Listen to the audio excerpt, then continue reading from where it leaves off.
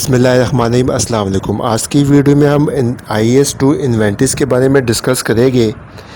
As per IAS2 inventories की इस तरह से डेफिनेशन की जा सकती है कि inventories are current assets that are held for sale in the ordinary course of business.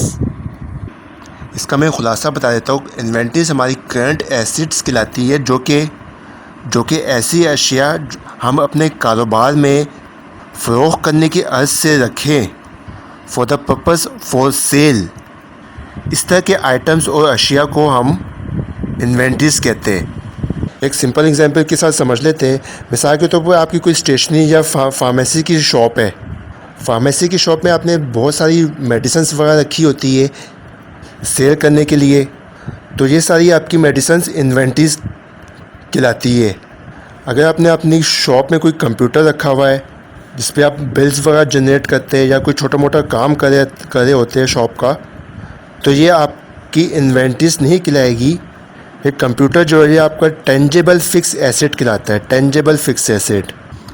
इसी तरह से सेकंड पॉइंट है in the process of production. हमारी मैन्युफैक्चरिंग इंडस्ट्रीज़ में जो रॉ मटेरियल फिनिश गुड्स में कन्वर्ट हो रहा होता है, प्रोडक्शन डिपार्टमेंट में मुख्तलिफ़ किस्म के रॉ मटेरियल्स को इकट्ठा किया जाता है और उसको फिनिश गुड्स में कन्वर्ट किया जा रहा होता है, यानी कि वर्क इन प्रोसेस में होता है वो। इस तरह की WIP को हम इन्वेंटरीज़ की डेफिनेशन में ऐड कर लेते हैं। थर्ड हमारा पॉइंट है मटेरियल और supplies to be consumed in production, यानी कि मुख्तलिफ़ किस्म के रॉ मटेरियल और सप्लाईज जो हम लोग परचेज़ करते हैं प्रोडक्शन डिपार्टमेंट में, जो कि आगे जाके फिनिश गुड्स में कन्वर्ट होनी होती है, जो वो सेल हो रही होती है। इस तरह के रॉ मटेरियल और सप्लाईज को हम इन्वेंटरीज़ कहते हैं। अब हम IAS2 के ऑब्जेक्टिव्स को देख लेते हैं। जो की पॉइंट्स हैं उनको हम डिस्कस करेंगे।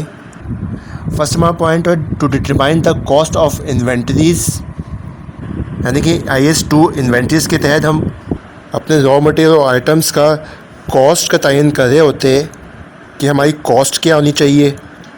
सेकंड हमारा पॉइंट है सब्सिक्वेंटली रिकॉग्नाइज्ड इन एक्सपेंस, यानी जब हम इन्वेंटरीज़ को सेल आउट कर रहे होते हैं तो हम अपनी इन्वेंटरीज़ को एक्सपेंस आउट कर देते, कॉस्ट ऑफ गुड्स सोल्ड के अंदर डाल देते। इस बात को इस तरह से समझ लेते, जब भी आप किसी कंपनी का प्रॉफिट एंड लॉस बनाते हैं तो सबसे ऊपर सेल्स आता है, नेट सेल्स आ रही होती है। उसके बाद कॉस्ट ऑफ सेल्स आ रही होती है, कॉस्ट ऑफ गुड्स सोल्ड हम निकालते हैं। कॉस्ट ऑफ गुड्स सोल्ड में क्या हो रहा होता है, सबसे पहले हम ओपनिंग स्टॉक लेते हैं, फिर हम परचेज लेते हैं। अगर परचेज डिस्काउंट है वो उसमें से लेस कर रहे होते हैं, फिर उसमें से हम क्लोजिंग स्टॉक लेस कर देते हैं। इस तरह से हमारी कॉस्ट ऑफ सेल आ जाती है। क्लोजिंग स्टॉक जो है वो बैलेंस शीट में चली जाती है और परचेज के अंदर जितना भी हमारा रॉ मटेरियल होता है वो हमारा कॉस्ट ऑफ सेल के अंदर एक्सपेंस आउट हो जाता है। इस पॉइंट में भी यही बताया जा रहा है कि हम अपनी इन्वेंटरीज़ को एक्सपेंस आउट कर देते हैं जब हम अपनी इन्वेंटरीज़ को सेल आउट कर रहे होते हैं। थर्ड हमारा पॉइंट है to write down in net realisable value, यानी कि NRV का अकाउंटिंग ट्रीटमेंट क्या हो रहा होता है, इसको हम इसी वीडियो में आगे जाके डिस्कस करेंगे डिटेल में। फोर्थ हमारा ऑब्जेक्टिव है कि cost of formulas that are used to assign cost in inventories. IAS2 ने हमें कॉस्ट को डिटरमाइन करने के लिए मुख्तलिफ़ किस्म के कॉस्ट ऑफ फार्मूलाज बता दिए गए हैं IAS2 में, जिसके तहत हम अपनी इन्वेंटरीज़ की कॉस्ट निकाल सकते हैं। कॉस्ट ऑफ फार्मूलाज में हमारे पास FIFO और वेटेड एवरेज मेथड, यानी कि फर्स्ट इन फर्स्ट आउट और वेटेड एवरेज मेथड।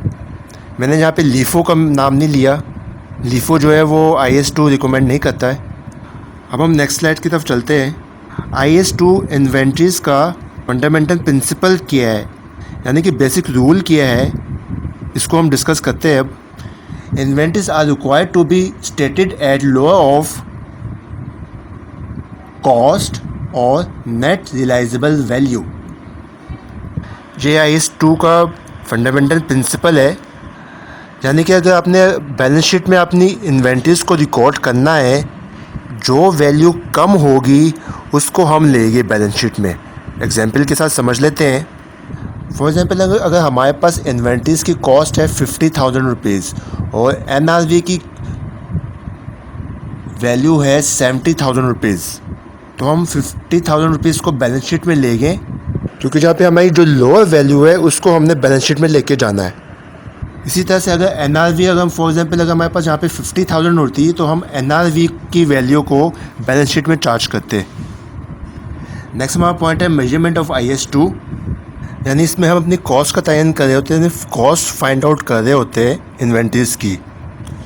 सबसे पहले हमारा पॉइंट है कॉस्ट ऑफ परचेज। इसमें हमारे पास हम जो लेते हैं इंपोर्ट ऑफ ड्यूटीज़ ले लेते हैं, इसमें से रिफंडेबल टैक्सेस जो हम रिफ़ंड हो रहे होते हैं हमें उसको हम लेस कर देते हैं। हैंडलिंग कॉस्ट और डायरेक्ट मटेरियल वगैरह को हम कॉस्ट ऑफ परचेज़ के अंदर ऐड कर देते हैं, जो कि हमारी इन्वेंट्रीज़ का हिस्सा होती है। इसमें हम एबनॉर्मल वेस्टेज और स्टोरेज कॉस्ट को ऐड नहीं करते। मैंने जहाँ पे एबनॉर्मल वेस्टेज का नाम लिया है और स्टोरेज कॉस्ट। सेकंड हमारा पॉइंट है कन्वर्जन कॉस्ट। कन्वर्जन कॉस्ट में हमारे पास डायरेक्ट लेबर और फैक्ट्री ओवरहेड को अगर हम आपस में प्लस कर देंगे तो ये हमारी कन्वर्जन कॉस्ट कहलाती है। कन्वर्जन कॉस्ट पे मैंने अलग से डिटेल में वीडियो बना दी है as per schedule with in 2 weeks, वो भी इंशाल्लाह अपडेट हो जाएगी, अपलोड हो जाएगी आप लोगों के लिए। अगर किसी ने अभी तक हमारा चैनल अभी तक सब्सक्राइब नहीं किया तो सब्सक्राइब कर ले ताकि आने वाली वीडियोज़ आपको बआसानी मिल सके। थर्ड हमारा पॉइंट है अदर कॉस्ट। अदर कॉस्ट में हमारी जो डिफरेंट किस्म की कॉस्ट होती है वो हम इन्वेंट्री के साथ कैपिटलाइज कर देते हैं। अब हम स्टैंडर्ड कॉस्ट की बात करते हैं। अगर इन्वेंट्री कॉस्ट एक्चुअल कॉस्ट से डिटरमाइन ना हो रही हो तो हम स्टैंडर्ड कॉस्ट या डिटेल मेथड के ज़रिए भी इन्वेंट्रीज़ की कॉस्ट को डिटरमाइन कर सकते हैं, फाइंड आउट कर सकते हैं। अब इस तरह की कंडीशन में इन्वेंट्रीज़ को हम 2 हिस्सों में यहाँ पे डिवाइड कर सकते हैं। पहला कहलाता है इंटरचेंजेबल, मीन्स ये मिक्स इन्वेंट्री कहलाती है, जस्ट लाइक ऑयल एक्सेट्रा। इस तरह की कंडीशन में हम ये फाइंड आउट नहीं कर सकते कि हमारा क्लोजिंग स्टॉक कितना है, इसमें कितने आइटम्स इसमें मौजूद है।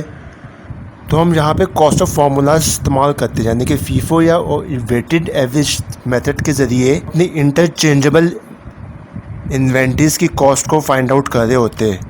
यहाँ पे एक पॉइंट नोट करें आप लोग कि आपके पास मुख्तलिफ़ आइटम्स की इन्वेंट्री मौजूद है तो आप मुख्तलिफ़ इन्वेंट्रीज़ पे डिफरेंट टाइप का कॉस्ट ऑफ फार्मूला यूज़ कर सकते हैं। लेकिन अगर आपके पास एक ही तरह की इन्वेंट्री मौजूद है तो सब इन्वेंट्रीज़ पे कॉस्ट ऑफ फार्मूला फीफो या वेटेड एवरेज इस्तेमाल होगा। यानी कि अगर आप फीफो इस्तेमाल करें तो फीफो ही इस्तेमाल करेंगे, और ये जो फार्मूलाज है ये अकाउंटिंग पॉलिसीज़ के तहत अप्लाई किए जाते हैं। और अगर आप ना during the period formula change करते हैं तो एज़ पर IS2 इनकी अकाउंटिंग पॉलिसीज़ रूल्स अलग अप्लाई हो गए यहाँ पे। दूसरा यहाँ पे हमारा पॉइंट है not interchangeable, means countable inventory, यानी कि इस तरह की कंडीशन में हम अपनी इन्वेंट्री को काउंट कर सकते हैं। जस्ट लाइक कार प्रोडक्शन की, कार मैन्युफैक्चरिंग इंडस्ट्रीज़ में ये हो जाता है, हम अपनी इन्वेंट्री को बआसानी काउंट कर सकते हैं। IS2 इन्वेंट्रीज़ की डिस्क्लोज़र की बात कर लेते हैं। इसमें ज़्यादा पॉइंट्स तो नहीं है, लेकिन कंपनी को थोड़े बहुत अपने पॉइंट्स दिखाने पड़ते हैं अपनी स्टेटमेंट में।